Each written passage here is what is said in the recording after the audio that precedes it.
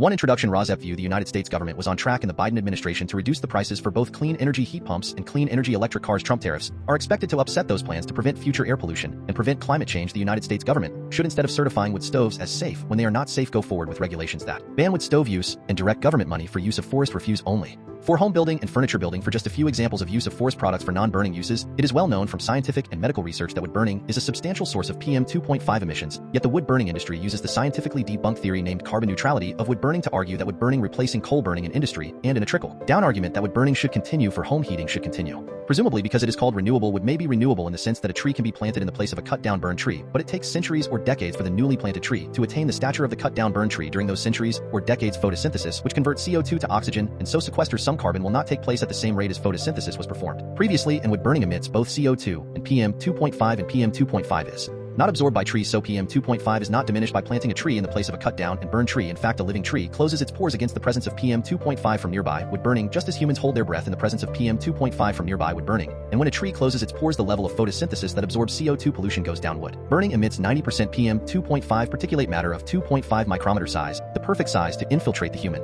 lungs, setting off a cascade of human health problems and early deaths. Contrary to many beliefs, wood burning emits 2.8 times the PM 2.5 as the fossil fuel coal burning, and wood burning emits 450 times the PM 2.5 as the fossil fuel natural gas burning. Replacing coal burning with wood burning creates more air pollution in the form of CO2 and PM 2.5 than coal burning. This emission data comes from testing the cleanest burning wood stove in the United Kingdom, the eco-design wood stove, and international convention does not count the emissions from wood burning. The emissions from wood burning are erased from all countries around the world when calculating if each country has met its climate goals. This non-counting or erasure of wood burning emissions data from climate goals does not mean wood burning emissions do not exist. RAWSEP View. Purple air. PM 2.5 monitors hanging from the eaves of the house of a near neighbor should be used to measure the level of PM 2.5 in the air hyperlocally in the yards of near neighbors of indoor residential wood burners. If PM 2.5 levels exceed World Health Organization standards of 5 micrograms per cubic meter annually, then that evidence of air pollution from wood burning should lead to the shutdown of that indoor residential wood burning appliance, one appliance at a time if necessary. Hi, my name is Lily. Andrew gave you the intro to Residents Against Wood Smoke Emission Particulates and their concern for air pollution from indoor residential wood burning. Residents Against Wood Smoke Emission Particulates, or RAWSEP, would like every near neighbor of an indoor residential wood burner whose wood smoke enters their yards and sickens the near neighbors to have a purple air PM 2.5 monitor hanging from the eaves of their home to measure the level of PM 2.5 entering their yards. That measurement of air pollution should be used as evidence of unnecessary air pollution, and each indoor residential wood burner should be shut down based on that evidence, one indoor residential wood burner at a time if necessary. The presentation by Andrew ended at 2 minutes 5 seconds. The same presentation by Emma starts at 2 minutes 3 seconds before the end of this podcast. So I am Lily, your timekeeper, and you can start the next podcast at 2 minutes 5 seconds in if you would not like to see the presentation by Andrew a second time. This presentation by me, Lily, ends at 5 minutes in. What you will see in the main content of this RAWSEP podcast will be news about air pollution from indoor residential wood burning and how that air pollution is being combated by ordinary people just like you who are unfortunately near neighbors of indoor residential wood burners at this time. There will also be news about unnecessary and highly polluting use of wood as fuel in industrial wood burners and preventable air pollution from wood burning wildfires. There will also be news about air pollution from PM 2.5 from gas-powered cars. There will also be news about airborne diseases which are also preventable with vaccines such as COVID-19 and measles and whooping cough, to name just a few. In 2025, Residents Against Wood Smoke Emission Particulates is also concerned with combating the Trump destruction of government funding for programs which protect human health through the Department of Health and Human Services, and Trump destruction of programs which fund the science and medical research plan to protect human health from preventable illnesses. Protecting human health is a patriotic act, and our defense against enemies is weakened if we are not as healthy as we can be. Heat pump rebates are now offered by the federal government, distributed through the eligible United States, are available in 2025 and are the best, cleanest, and now cheapest alternative to indoor residential wood burning if that burning is actually done to purportedly save money. Wind and solar as sources of the electricity that powers heat pumps and electric cars is also cheaper than burning wood. The adverse health effects that are caused by indoor residential wood burning also come at a cost to near neighbors, both in shortening and ending their lives and in actual hospital, clinic, and funeral costs. Instead of being compensated monetarily, near neighbors should instead be able to achieve immediate relief by stopping indoor residential wood burning in their hyper-localized neighborhoods, which relief readings from purple air PM 2.5 monitors used as evidence of air pollution will help them achieve. Welcome to news about hopeful scientific and medical achievements that will also help us achieve the goal of clean air to breathe. Webisode 57DHXYj October 11, 2025, How China Powers Its Electric Cars and High-Speed Trains. In Webisode 57DHXYj1 How China Powers Its Electric Cars and High-Speed Trains, 2 Trump cuts solar for all program cuts hit GOP and Democrat voters alike. 3 Trump upends lives of millions with mass firings during a government shutdown. 4 A Chilean Dictator and an enabler in the United Kingdom. Reading history, 5 headlines. Main content. RAWSEP View. The drawback of some electric power lines in China is that some emit static that people can feel when, for instance, a person is holding a metal fishing pole, but the existence of these power lines shows the strength of electricity that is generated by China and increasingly generated from clean energy sources within China. The contrast of the Chinese government investing in clean energy and selling clean energy vehicles and other modern electric devices in the United States. Under Trump, retreating from clean energy such as wind and solar could not be starker. In October 2025, half the vehicles manufactured in China today are batter-powered electricity rechargeable vehicles, and 30,000 miles of high-speed rail lines run on electricity. China is not without fault in polluting emissions from coal burning. In particular, the more efficient power lines in China have brought consequences for the global race against climate change. They will help determine how quickly China can reduce its world-leading use of coal. Stain on the China clean energy track record. China uses as much coal as the entire rest of the world and emits more greenhouse gases than the United States and the European Union combined. RAWSEP speculates that China may also continue to use highly polluting wood burning for home heating. Back to the article description, construction of the power lines has helped China reduce its emissions of toxic air pollution and greenhouse gases. Beijing, once notorious for smog, mostly stopped burning coal for electricity in 2020 and now relies partly on wind power delivered from hundreds of miles away. Some signs in China tell a cautionary story about high-voltage electricity lines. Image of a person riding a scooter near a body of water and a sign with a caution symbol against fishing. A sign warning locals against fishing in the pond and showing a photo of the burned body of an electrocuted man.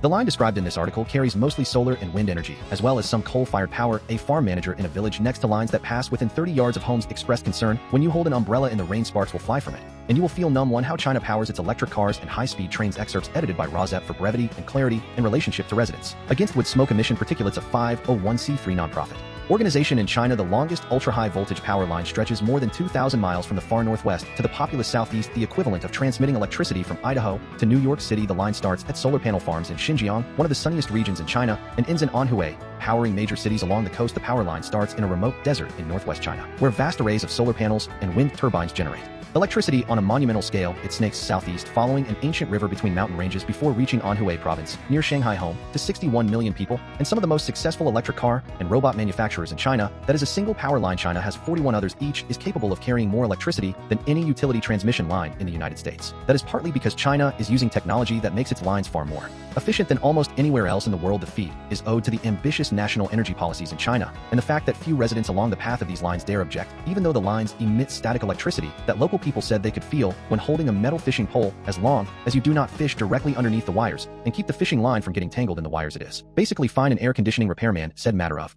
factly showing off a 6-inch fish he had just caught. The aggressive embrace of clean energy technologies in China at a faster pace than even its own government expected or planned has left it with an unquenchable thirst for electricity. Half the new cars in China are battery-powered, and the 30,000 miles of high-speed rail lines run on electricity. Wind and solar energy provided over a quarter of power in China in April, a milestone that few other countries can brag about. But much of that clean energy is produced in the sunny, windy western and northern regions of China, far from most of its people and factories. More than 90% of the 1.4 billion people in China live in the east, where cloudy days, windless nights, and sluggish rivers limit the potential for clean energy. So to move the electricity to where it is needed most, China is urgently upgrading its power grid. The Beijing central planners, having underestimated the swift adoption in China of solar and wind energy, are building the first nationwide grid of ultra-high voltage power transmission lines in the world. The Beijing expansion of its power grid contrasts sharply with the Trump drill baby drill approach of doubling down on fossil fuels and rolling back federal programs to spur greater use of clean energy. In July, the Energy Department terminated its commitment to provide a $4.9 billion loan guarantee for construction of the Grain Belt Express power line to take wind power from Kansas to cities in Illinois and Indiana. That 800-mile ultra-high voltage line,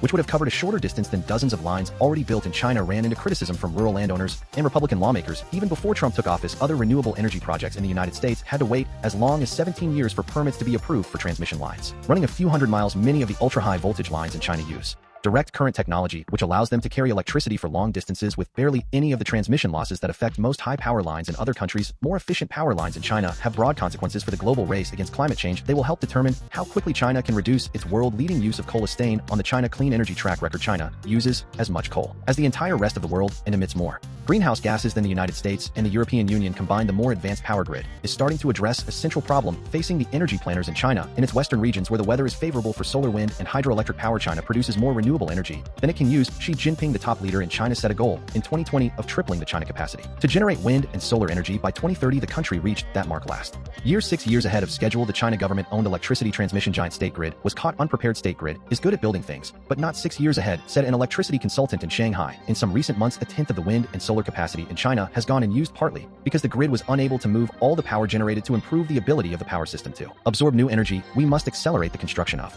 power grid projects supporting new energy, the electricity director of the National Energy Administration in China said. In 2024, China already consumes twice as much electricity as the United States. By 2050, China plans to triple its count of ultra-high voltage routes. The most recent public Chinese data from the end of 2024 showed 19 lines transmitting power at 800 kilovolts, another 22 lines operated at 1,000 kilovolts, one of them, the behemoth, terminating in Guchuan, transmits enough electricity at 1,100 kilovolts to power more than 7 million American households, or 40 million to 50 million Chinese households. To put the scale of the power grid build-out in China in perspective, consider that the United States has a handful of 765 kilovolt lines and a few running at 500 kilovolts or less, according to the Electric Power Research Institute, a non-profit research group. The 765 kilovolt lines together total about 2,000 miles, the length of a single line across China. The Soviet Union built a power line in Central Asia that was designed to operate at 1150 kilovolts, but the Soviet Union built Central Asia power line used less powerful equipment and has not run at full tilt for decades. The development of the China ultra-high voltage lines was given a push in 2009 during the global financial crisis. The central government approved enormous investments in their construction to create jobs and head off an economic slowdown. Leaders in China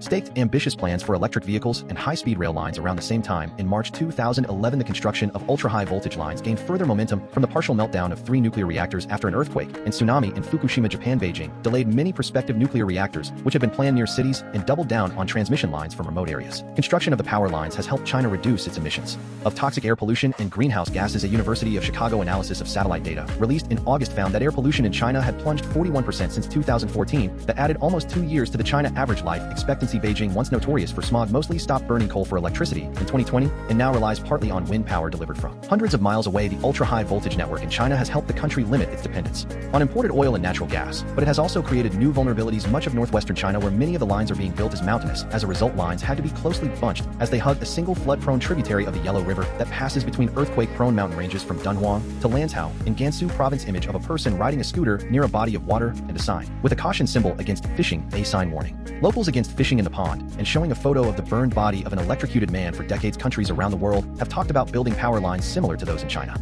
They have found it difficult to persuade people living along the routes to accept any high power lines, much less ultra-high voltage lines. China can build faster because of its top-down industrial planning, government control of information, and intolerance for public dissent. Some villagers in Anhui Province living near the longest ultra-high voltage line in China said they had reservations about the line, although they did not try to stop its construction. The line carries mostly solar and wind energy, as well as some coal-fired power from the Gurban-Tungut Desert in Xinjiang. It helps supply electricity to big eastern Chinese cities like Shanghai, Hangzhou, and Nanjing. A farm manager in Shuchong, a village next to lines that pass within 30 yards of homes, expressed concern. When you hold an umbrella in the rain, sparks will fly from it, and you will feel numb. He said when fishing, it is hard to hold the pole under the wires, as your hands feel very numb. The small fish pond of the village lies directly under the power lines. A no fishing sign has a cartoon of a skeleton being electrocuted and a graphic photo of a badly burned man who was apparently electrocuted, but he and other residents said that did not stop many villagers from fishing because the pond was so close by. The man said he accepted the power line because it was an important national project, but he worried it might scare off visitors. I am used to it now, he said, but honestly, we do not want more lines built here. 2 Georgia residential solar panels. Trump voters. Trump cuts solar for all program cuts hit GOP and Democrat voters alike in Georgia. The Trump cuts to solar projects hit some of his voters. The Trump administration canceled a $7 billion program intended to help low and moderate income families install rooftop solar panels. Homeowners in Georgia were hoping to install solar panels to combat electricity bills that have skyrocketed in recent months. Excerpts edited by RAWSEP for brevity and clarity in relationship to residents against with smoke emission particulates. A 501c3 nonprofit organization, the New York Times, reported from Atlanta and Adairsville, Georgia, to learn about the impact of canceling the solar for all program October 11, 2025. When a Georgia woman entered a drawing for the free installation of solar panels on her home, she was desperate for help with electric bills that have soared to more than $500 a month. So the woman, aged 39, was disappointed when the drawing was abruptly canceled. And as a supporter of President Trump, she was shocked by the reason his administration had revoked $7 billion in federal grants intended to help low and moderate income families get access to solar energy. I like a lot of the Trump outlooks on things, but there are some things like the solar panels that I do not like. Now that I know, the woman said outside her home in Adairsville, Georgia, a town of roughly 4,900 people, about halfway between Atlanta and Chattanooga, Tennessee, in Georgia, and across the country, electricity bills have skyrocketed in recent months. Yet Trump has rescinded billions of federal dollars for renewable energy like solar and wind power that could reduce the strain on working-class households, and the cuts are dealing a disproportionate blow to the Republican-led states that propelled him back to office. The Solar for All program is a prime Example established by the 2022 Inflation Reduction Act. The program was designed to help more than 900,000 households get access to solar energy. The idea was to reduce the use of fossil fuels, the leading driver of climate change, while also helping participating households to save an average of about $400 annually on electric bills. While Trump has often called renewable energy spending a green new scam, even veteran energy analysts were surprised when the Environmental Protection Agency terminated solar for all. They had assumed that the initiative would be safe from repeal because Republican-led states like Alabama, Georgia, and South Carolina had sought or received funding. On August 4, 2025, Georgia Bright opened the first drawing. Within 24 hours, 500 households signed up. 3 days later, the EPA announced that it was terminating solar for all grants to all 60 recipients, including nonprofit state agencies and Native American tribes. Lee Zeldin, the EPA administrator, said in a video posted to social media that the program was a boondoggle that would waste billions of green slush fund dollars. The abrupt policy shift in Washington lit up the group chats of grant recipients across the country. In Adairsville, the woman saw an email from Georgia Bright saying the drawing was on hold. The single mother of 3 works 2 jobs as an assistant manager at a tire store and as a delivery driver for Walmart after using food stamps to buy groceries. She struggles to pay her other bills. Her monthly charge from Georgia Power, the largest electric provider in the state, was about $548 in August. The month that Solar for All was canceled. Solar panels are far less common than Trump signs in Adairsville and surrounding Bartow County, where more than 3/4 of residents voted for Trump in 2024. The woman said she still supports Trump because he has restricted access to abortion, which she strongly opposes, and she is still processing the Trump role in scrapping Solar for All. I never really thought about him as being the one who did it, she said, but now I have really got something to think about, huh? A growing burden on average residential customers of Georgia Power, like the woman in this article, have seen their bills rise by $518 a year or 33%. Since 2023, Georgia residents now pay among the highest utility bills in the country, trailing only Alaska, Connecticut, Hawaii, and West Virginia. Georgia Power has increased its residential rates 6 times in the past 2 years, largely to cover the costs of a nuclear power plant expansion that ran $17 billion over budget. But Georgia Governor Brian Kemp, a Republican, announced in May that the utility had reached a deal with state regulators to freeze base rates for the next 3 years. John Kraft, a spokesman for Georgia Power, said in an email that the utility was keeping electricity affordable for our customers and that the nuclear plant expansion was a long-term investment in reliable emission-free energy. He said the freeze would protect customers from future cost increases tied to new artificial intelligence data centers. The founder and chief executive of SunPath Solar, a solar installation company that has partnered with Georgia Bright, said higher electricity costs had spurred interest from more customers in rural conservative parts of the state. Republicans and Democrats alike pay power bills, and Solar for All certainly was not just helping predominantly Democratic states. He said in lots of historically conservative parts of Georgia, there is a huge appetite out there. People are struggling. To be sure, residents in left-leaning cities like Atlanta, Decatur, and Savannah had also entered the Georgia Bright drawing for free rooftop solar panels. Among them was a 47-year-old woman, a resident of East Atlanta, whose bill from Georgia Power was nearly $470 in August. The 47-year-old woman founded her own tech company and lives in a 1,000 square foot 3-bedroom house with her husband, 8-year-old son, and 6-year-old daughter. She said she was baffled by her astronomical power bill because the family does not have any extravagant appliances that would guzzle electricity. They are robbing me blind, she said in an interview in her kitchen, which she was trying to cool with a fan on that 76-degree afternoon, since running the air conditioning would consume more power. The 47-year-old woman said she looked into installing solar panels without the Solar for All program, but found that it would be prohibitively expensive with the upfront cost ranging from $12,000 to $20,000. Conservative politicians and scholars have argued that the government should not spend taxpayer money to make solar affordable for some families. They cheered when the Republican-controlled Congress passed the Trump domestic policy bill, which phased out federal tax credits for wind and solar energy. However, fossil fuels like oil and gas have received lucrative federal tax breaks for decades. A Republican member of the Georgia Public Service Commission, which regulates utilities in the state, wrote to the EPA in August to make the case for Solar for All. This solar program on the chopping block, while just for rooftops, makes a lot of sense to me. He wrote, it lets folks participate who frankly would never be able to even think about a rooftop investment. A brewing legal fight. Ultimately, a court will have the final say over the fate of Solar for All, and the 47-year-old woman is part of the legal battle. She is a plaintiff in a lawsuit filed this week in federal court in Rhode Island that challenged the EPA termination of the Solar for All grants. The lead plaintiff is the Rhode Island AFL-CIO, a group of labor unions that had trained workers to install solar panels following a $49.3 million grant to the Rhode Island Office of Energy Resources. The complaint accused the EPA of illegally revoking the grants. Without congressional approval, we are in court fighting because the EPA ripped away this program from families with no basis, said a senior attorney at the Southern Environmental Law Center, which filed the suit along with 3 other nonprofit groups. Solar supporters say these concerns about unreliability of solar RAWSEP interjects since the sun only shines in the daytime, but there are long-term battery storage can solve any problem with that. Back to the article. Excerpts. Concerns about reliability of solar are overblown, and improvements in batteries mean the electricity generated by solar panels can be stored for later use. Energy analysts were surprised at the cancellation of the Solar for All program since some red states had applied for or received funding. A 79-year-old man said that ever since he and his wife installed 14 solar panels and a battery backup system on their Savannah, Georgia home in 2023, they have not experienced significant power outages. We wanted very reliable, safe power, and we got it, he said. After Hurricane Helene barreled across the southeast last fall, the elderly couple were able to keep the lights on while the rest of the neighborhood was plunged into darkness for a week. The 79-year-old man, who has severe sleep apnea, also was able to continue using a machine to help him breathe at night. The elderly couple participated in the Georgia Bright pilot program, which provided discounted solar panels and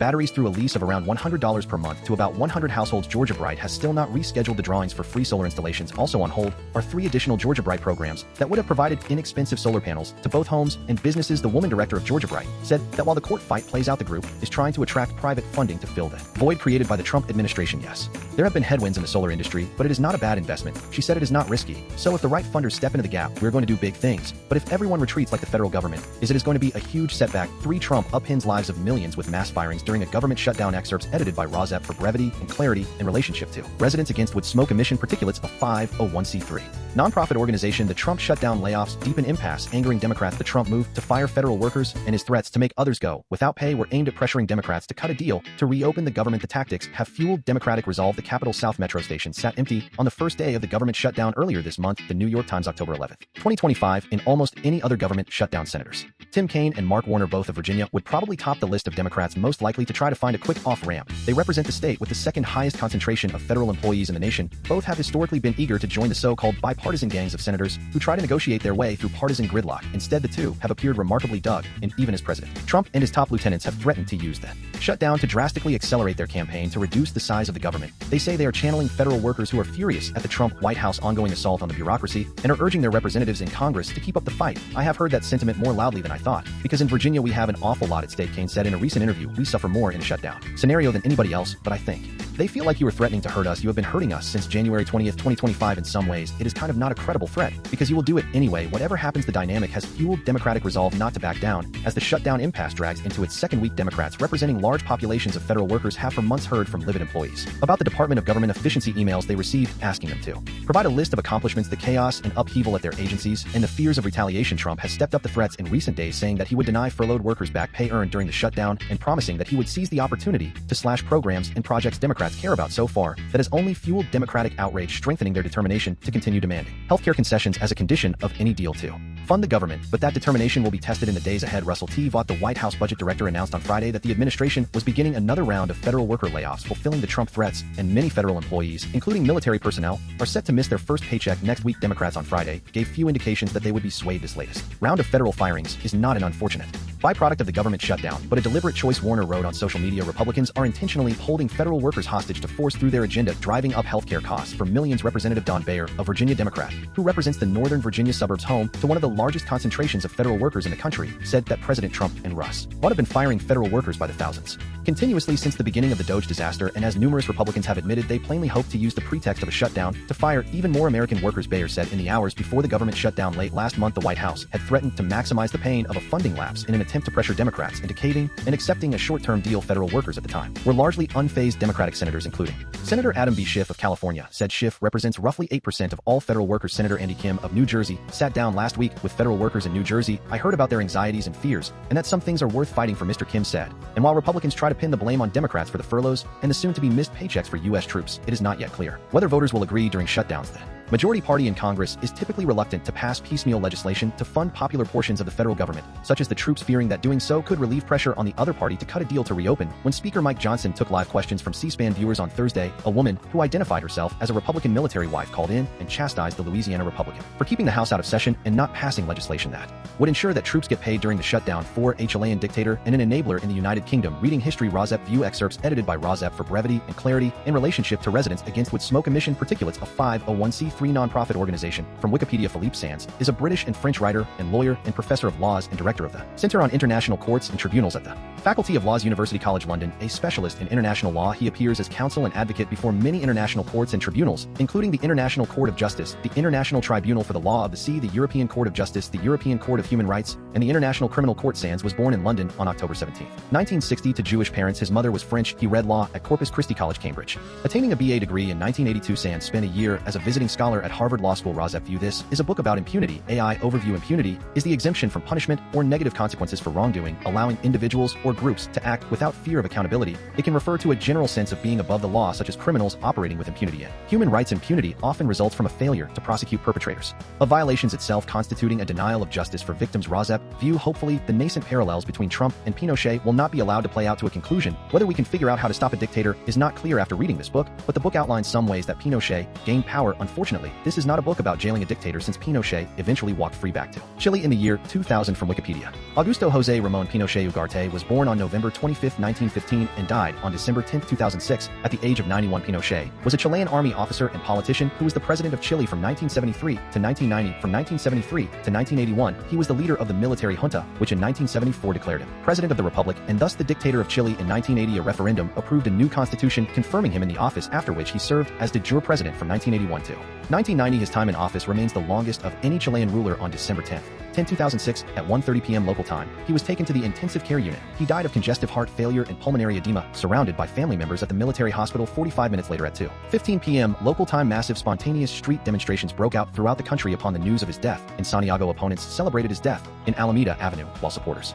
grieved outside the military hospital. The Pinochet remains lay in repose on December 11, 2006, at the Military Academy in Las Condes. During this ceremony, the grandson of Carlos Prats, a former commander-in-chief of the army in the Allende government who was murdered by the secret police of Pinochet, spat on the coffin and was quickly surrounded by supporters of Pinochet, who assaulted and brutally beat him. The Pinochet funeral took place the following day at the same venue before a gathering of 60,000 supporters. From the article headline Book Review 38, Laundress Street by Philippe Sands. The New York Times. 38. Laundress Street on Impunity, Pinochet in England and a Nazi in Patagonia by Philippe Sands. Excerpts edited by RAWSEP for brevity and clarity in relationship to residents against wood smoke emission particulates. A 501c3 nonprofit organization. Pinochet, the dictator of Chile from 1973 to 1990, had been detained in Britain while his lawyers fought attempts to extradite him to Spain, where a judge had issued an international arrest warrant for human rights violations committed by his regime. Upon his return to Chile on March 3, 2000, the old general appeared to be in robust health, standing up once his wheelchair touched the tarmac to give a military colleague a hearty embrace, still beaming. Pinochet then walked toward the cheering crowd. Years later, a woman whose husband was disappeared in 1974 remembered a broadcast of the moment, as if it showed someone literally getting away with murder. I felt consternation and rage and a deep sense of impunity. Impunity is the central theme of 38. Laundress Street, an absorbing new book by the British and French lawyer and author Philippe Sands. In 1973, Pinochet and the Chilean military overthrew the democratically elected government of President Salvador Allende and proceeded to crush opposition and dissent, unleashing state-sanctioned sadism as a means of both retribution and deterrence. 37. Laundress Street is the address of headquarters for the Socialist Party in Santiago before it became one of the centers of the Chilean military dictatorship for torture and disappearance. Sands calls the proceedings against Pinochet the most significant criminal case since Nuremberg. Never before had a former head of state been arrested in another country for international crimes. 38. Laundress Street by Philippe Sands. The author Philippe Sands was incidentally connected to these events in several surprising ways. When the Pinochet legal team tried to hire him, the wife of Sands threatened a divorce if he took the case. Philippe Sands ended up doing some work on the case for Human Rights Watch. Instead, decades earlier, the father of his wife, a publisher, happened to be working on a book proposal with Orlando Letelier, a former official in the Allende government, when Letelier was assassinated in a posh Washington neighborhood by a car bomb planted by the Pinochet secret police. And in the course of researching this book, Sands learned that Carmelo Soria,